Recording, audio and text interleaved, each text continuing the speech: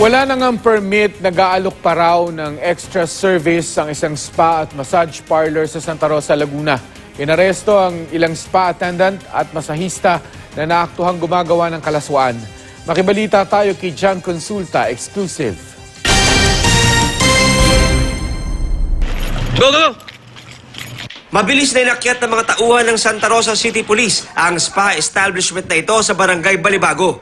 Daba! Huling-huli sa akto habang nagbibigay ng malalaswang serbisyo ang mga spa attendant at masahista sa kanilang mga kliyente. Ayon sa Santa Rosa Police, front ng prostitution ring ang massage spa services ng establishmento. After po nung masahe na basic po na 1 oras, ay susunod na po ay mag-aalok po ang therapist kung gusto po ng extra service. Bukod sa walang business at sanitary permit sa munisipyo, peke rin ang mga test na certificate ng mga therapist ng spa and massage parlor.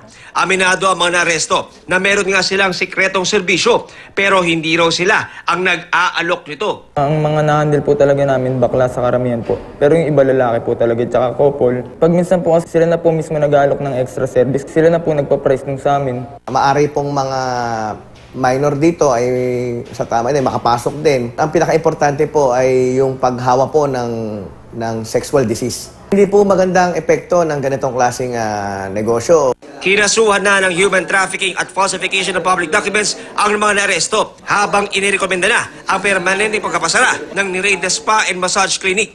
Wala ang may-ari at tagapangasiwa ng spa nang magsagawa ng raid. Sinisikap pa ng GMA News na makuha ang kanilang panig. John Consulta, GMA News.